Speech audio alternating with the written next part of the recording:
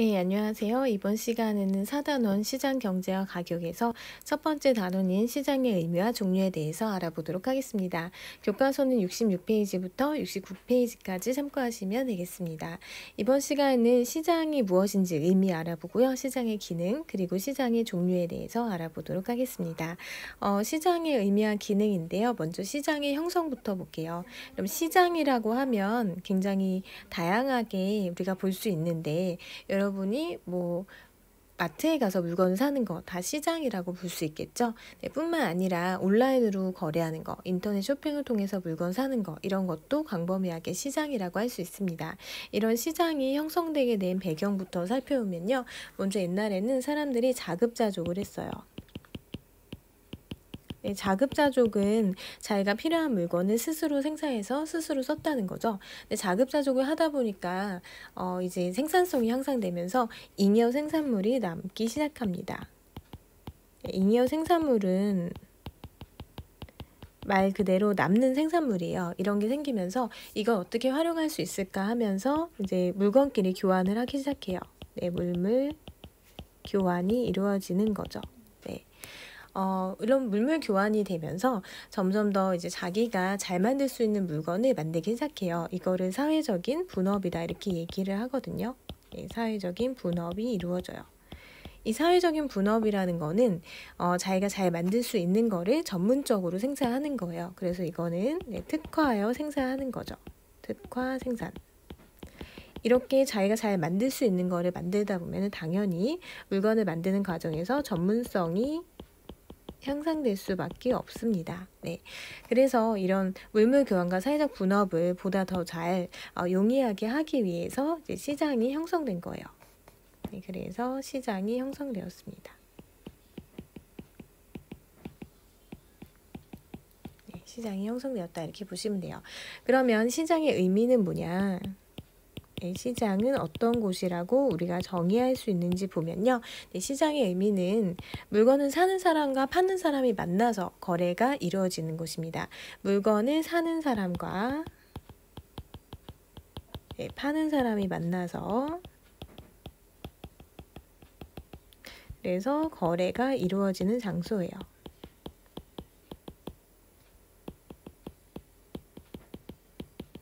네, 여기서 물건을 사는 사람을 우리가 수요자라고 하고요. 물건을 파는 사람을 공급자라고 합니다. 그래서 수요자와 공급자가 만나서 거래가 이루어지는 모든 장소가 이제 시장이 됩니다. 그럼 시장은 어떤 기능을 하는지 살펴보면요. 네, 세 번째는 시장의 기능. 네, 시장은 일단 옛날에 물물 교환을 했을 때 생각해보면요. 자기가 갖고 있는 물건을 바꿀 수 있는 그런 사람을 찾아다녀야 됐어요. 나는 쌀을 생산했는데 물이 필요해요. 그러면 물을 파는 사람을 찾아다녀야 했거든요. 근데 시장은 그럴 필요가 없어요. 네, 모든 사람, 수요자와 공급자가 다 모이는 장소이기 때문에 한 번에 자기가 필요한 물건을 팔고 살 수가 있어요. 그래서 거래 비용을 줄일 수 있다는 그런 장점이 있습니다. 즉 물물 교환의 단점을 해소할 수 있는 거죠.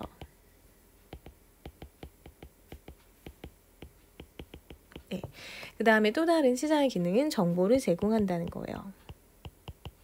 시장에 가면은 상품의 종류라든지 그리고 가격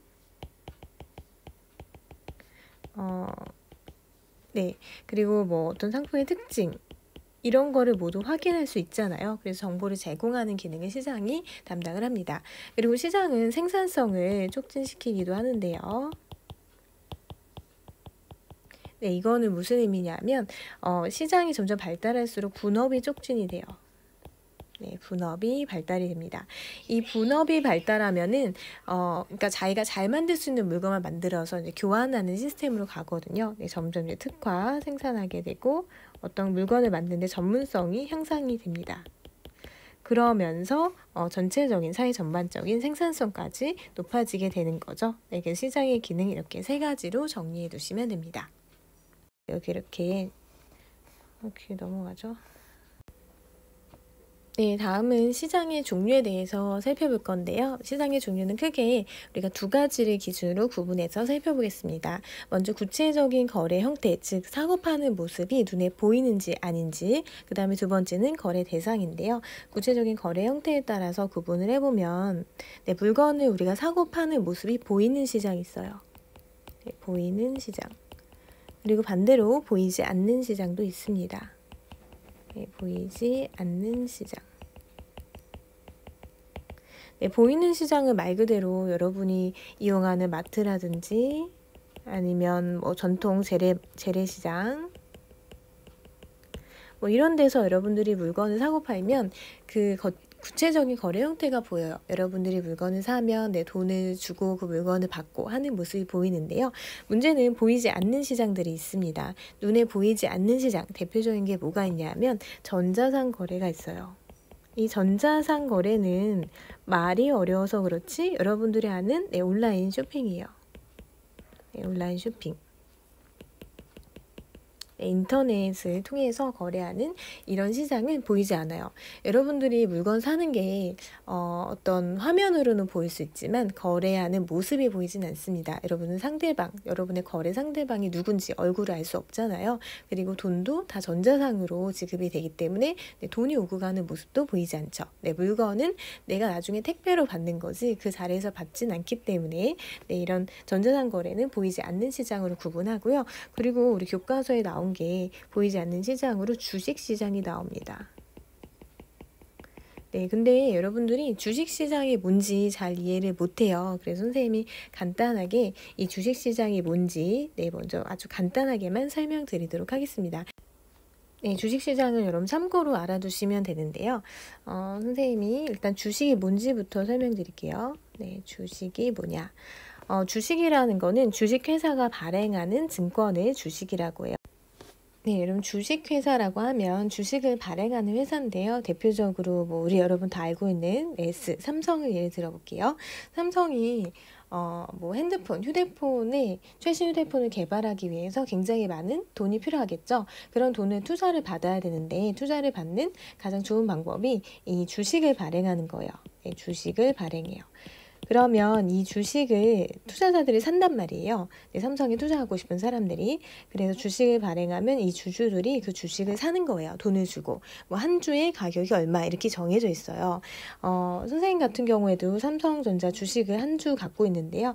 선생님이 이 주식을 한 주에 48,000원에 구입을 했습니다. 48,000원에 구입을 했어요. 그러면 선생님은 삼성전자의 주주가 되는 거예요. 그러면 주주가 되면 어떤 혜택이 있냐면 선생님이 이 삼성전자의 경영에 간섭을 할 수가 있어요. 경영권을 갖고 있고요. 또 이 주식에 대한 배당금이라는 거를 받을 수가 있어요. 이 배당금이라고 하면 이제 실적을 보고 실적이 좋으면 주주들한테 배당금을 주는 거예요. 근데 선생님이 얼마에 샀냐면 이 주식을 48,000원에 산 거예요. 그러면 선생님이 48,000원만큼 이 삼성에 투자를 한 거죠. 그 대신 선생님이 받는 거는 경영에 참여할 수 있고 배당금을 받을 수 있습니다. 물론 이 한 주를 샀다고 해서 선생님이 뭐 경영에 간섭할 수 있는 그런 권한은 사실은 없지만 많은 주식을 소유하게 되면 경영에도 개입을 할 수가 있습니다. 그런데 사람들이 주식을 사는 이유는요, 뭐 때문에 사냐 하면 물론 이렇게 경영도 개입할 수 있고 배당금도 받을 수 있지만 사실 시세 차익을 노리고 주식을 사는 경우가 많습니다.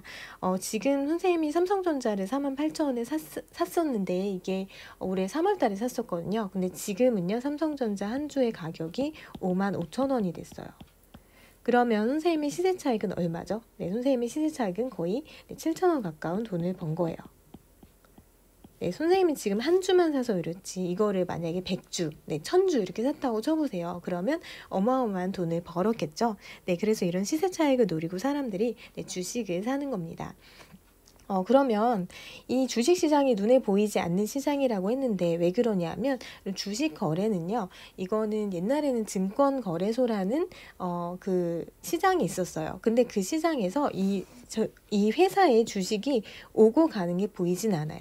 근데 지금은 어떻게 주식을 거래하냐면 당연히 온라인으로 거래를 합니다. 온라인에 각종 이제 주식회사 앱들이 있어요. 이런 앱을 다운받아서 주식 거래를 하거든요. 당연히 삼성전자의 이 한 주식회사 이 주식 한 주가 쪼개져서 나한테 오는 이런 모습이 눈에 보이냐? 당연히 보이지 않아요. 온라인상으로 거래가 이루어지기 때문이죠. 선생님이 이 한 주 살 때 48,000원 돈을 직접 이 삼성전자에 내냐? 그것도 아니에요. 네, 이 어떤 거래소의 앱을 이용해서 거래하기 때문에 네, 당연히 보이지 않습니다. 그래서 주식시장은 보이지 않는 시장이고요. 여러분도 나중에 이 주주가 다 돼볼 수가 있는데 한 주만 사도 우리가 주주라고 하거든요. 선생님이 삼성전자에서 한 주 주식 샀는데 얼마 전에 네, 배당금 나왔다고 받아가라는 그 통지서가 왔어요. 물론 배당금은 얼마 안 돼요. 한 300원 정도 됐나? 네, 그런데 하여튼 네, 이런 게 주식 시장이다. 이렇게 알아두시면 됩니다. 네, 그 다음에 계속 이어서 두 번째는 거래 대상이에요. 우리 거래 대상에 따라서 네, 시장을 또 구분을 하는데요. 네, 거래 대상에 따라서는 생산물 시장과 생산 요소 시장이 있습니다. 생산물 시장과 생산 요소 시장이 있어요. 생산물이라고 하면은 눈에 보이는 거예요. 네, 눈에 보이는 재화도 있고요. 눈에 보이지 않는 서비스도 있습니다. 이런 재화 서비스가 거래되는 시장이 생산물 시장인데요. 대표적인 생산물 시장에는 네, 재화가 거래되는 마트. 이런 마트 가면 물건 사고 팔잖아요. 네, 이런 게 재화가 거래되는 생산물 시장이에요. 서비스가 거래되는 시장은 서비스는 눈에 보이지 않는 거예요. 눈에 보이지 않는 거. 이런 병원 가면 진료를 받죠. 네, 이런 거를 의료 서비스라고 합니다. 네, 돈 내고 진료 받으니까 당연히 시장에서 이루어지는 거래겠죠. 그 다음에 선생님이 하는 강의, 학교 지금 온라인 이런 강의는 교육 서비스거든요. 네, 돈을 받고 이루어지진 않지만 여러분들이 만약에 학원에 가서 수업을 듣는다. 그러면 역시 서비스를 거래한 거예요. 네, 교육 서비스예요. 선생님이 지금 말하는 게 여러분 눈에 보이나요? 선생님 말하는 게 뭐 한 글자 한 글자 눈에 보이나요? 네, 만약에 눈에 보이면 약간 이상한 거예요. 선생님이 필기하는 건 보이지만 말하는 내용이 보이지 않죠. 네, 그렇기 때문에 눈에 보이지 않는 서비스를 선생님은 제공하고 있는 거죠. 그 다음에 생산 요소 시장은 뭐냐? 그럼 생산 요소라고 하면 물건을 만드는데 필요한 것들이에요. 이런 물건, 공장에서 물건 만들려면 뭐가 필요하냐면 대표적으로 노동이 필요하고요. 노동력, 그 다음에 토지가 필요해요. 네, 그리고 이 공장을 돌리기 위한 어떤 자본, 이런 거를 생산 요소라고 하는데 이런 것들이 거래되는 시장을 우리가 생산 요소 시장이다 이렇게 이야기를 합니다. 그럼 노동이라고 하면 노동이 거래되는 시장이 있어요. 바로 인력 시장입니다. 구인 구직 시장이 있는데요. 뭐 어떤 사람을 채용 박람회 같은 거에서 네, 구인 구직 활동이 이루어지는데 이런 시장이 노동이 거래되는 시장으로 볼 수 있고요. 이제 거기서 노동력에 대한 이제 자신들의 임금도 결정이 되겠죠.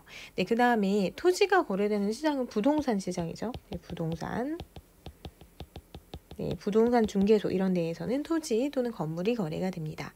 그 다음에 자본이 거래된다. 그럼 자본이라고 하면 어려운 게 아니라 그냥 돈이라고 생각하시면 돼요. 우리가 기업이 투자할 때 돈이 필요하잖아요. 그러면 그 돈은 어디서 대출받죠? 네, 이 자본이라고 하면 주로 기업이 하는 거니까 바로 은행이에요. 은행의 어떤 대출, 서비스 이런 거를 이용하는데 네, 이런 것들이 이루어지는 시장을 우리가 생산 요소 시장이다 이렇게 이야기를 합니다. 여러분 이 생산물과 생산 요소의 관계를 잠깐 살펴보면요. 가게와 기업이 어떻게 거래를 하는지 보시면 돼요. 그래서 네, 가게와 네, 기업의 어떤 거래 이거를 정리를 해볼게요. 가게는 우리 소비자라고 생각하시면 돼요. 그리고 이제 기업은 생산자죠. 네, 생산자가 기업이 됩니다.